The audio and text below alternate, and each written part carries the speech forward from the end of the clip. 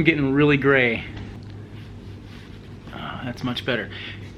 Welcome to Farm Alarm. My name's Tracy. Today I'm going to be showing you a few things on this 1949 truck that we bought, that we found in that storage shed that's been in storage since 1990. Actually was one owner, driven since, well, since 1949. He bought it in 49. He drove it till the day he died in 1985. And his family put it in storage in 1990. So it's been indoors for 30 years. Let me show you a few things that we've done. If you look up here on the front grille, so this truck has really good patina, and I actually took some steel wool to all of them except the bottom one. You can see that it is nowhere near as shiny as these. Now, these aren't perfect, but they are way better than they were. And I really don't want this truck to change much. I don't want to get rid of the patina. I'm not going to restore the truck. I think the truck looks cool. Other than being green, I'm not really a huge green fan, but I'm not going to paint it. This is the way that it was, and it's the way that it's going to stay. I did take the thing to the car wash. It's had, you know, 30-year-old dust setting on this thing, and you can see it's still got a lot of streaks in it, and I can rub my fingers on it, and it really changes the color a little bit. It's oxidized is what it is. And on this fender right here, I actually sprayed some glass cleaner on it. We took a gray scuff pad and kind of scuffed it all up, and it really got rid of that oxidized look to it. So we're going to take some Purple Power. I've used that on many tractor projects. Purple Power really cuts through that grime. I think it's going to do a good job on this. And so what I'll do is I'll spray sections of it down, spray that Purple Power on it, and take a white scuff pad or a gray scuff pad. I'm not really worried about scratching up the paint, but I want it to be clean and uniform, not where you see all the just the brush marks and oxidization that's on it. So another thing that was on this, that was kind of wrong with this truck, was it didn't have a key. And you know, that was one of the first things the guys told me was, you know, I'll have to tell you, we don't have an ignition key for this thing. And that also means the door lock key.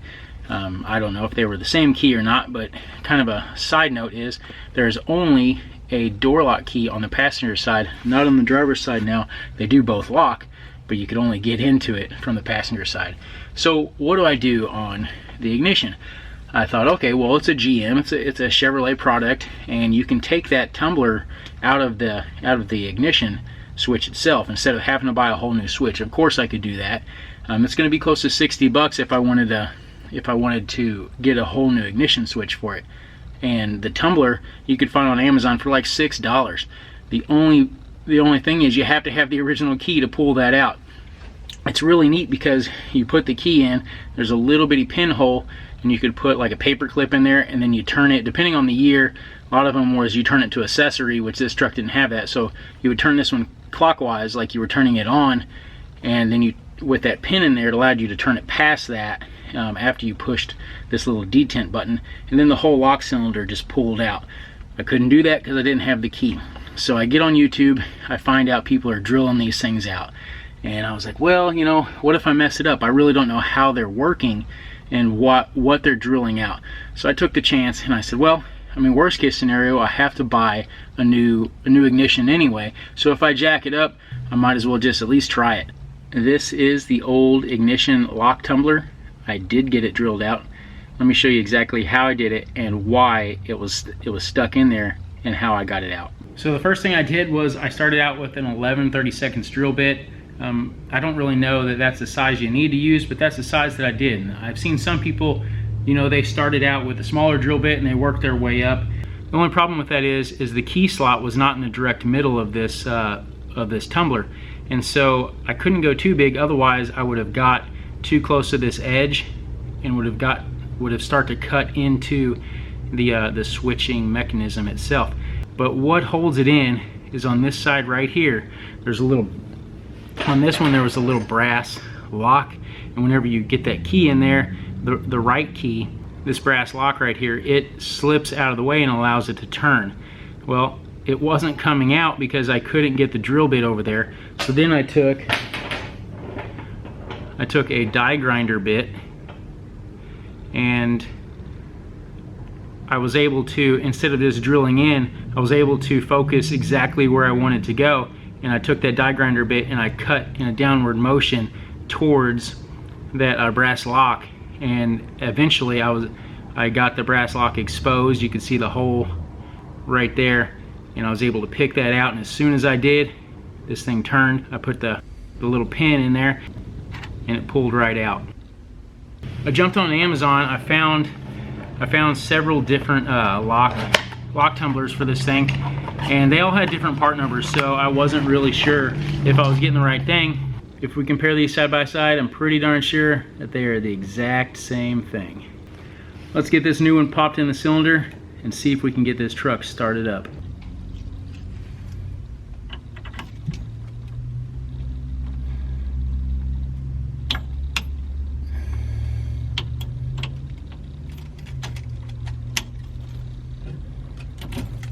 Got that ignition tumbler in and everything looks really good.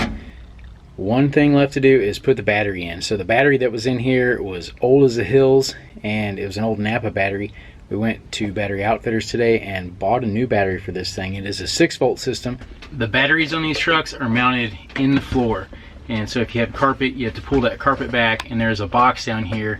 Open it up and drop that battery in, which is kind of neat. I guess it's out of the way of anything under the hood, but it is a little bit tricky to get to.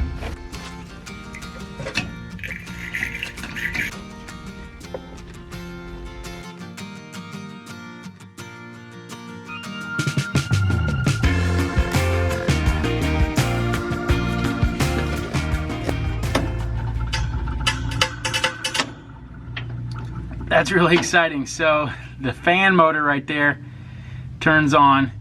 Nothing's smoking yet, so that's really good. I really want to pull the spark plugs out of it, and that way when it does turn over, it's going to build oil pressure since it's not been started in so long. But I think I'm just going to hit this pedal and see what happens.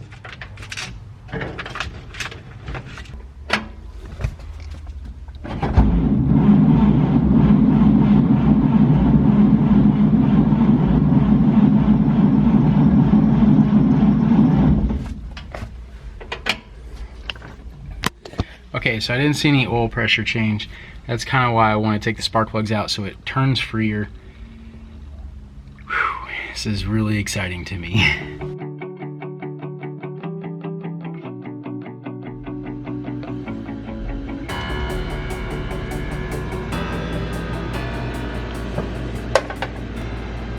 Okay, so now that I've got the spark plugs out, I'm going to turn this engine over, and that will allow it to turn over more freely and a little faster, and I think it will build up some oil pressure at that point.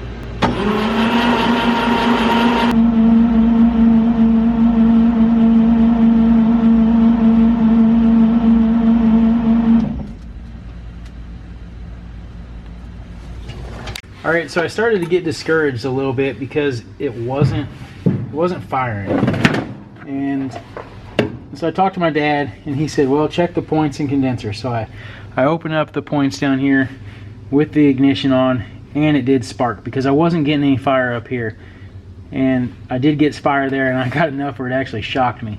So O'Reilly said that they had the cap and rotor in stock, and my dad said, well, you know, maybe you ought to check the coil, see if you got fire. So I used this little tester here, and I put that in line on the coil, and I had fire. Then I checked it here at the spark plug. The fire wasn't very good. So I thought, well, if it was good at the coil and it's not good at the spark plug, then cap and rotor probably have something to do with it. You can see right there that it's a little black, a little bit black on the end, and a little bit black right here. So I'm going to scuff this up with sandpaper, put it back together, see if we can get the fire off.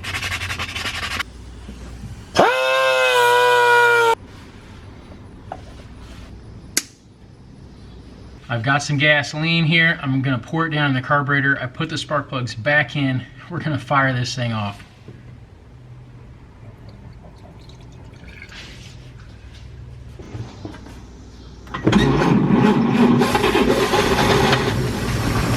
Yes!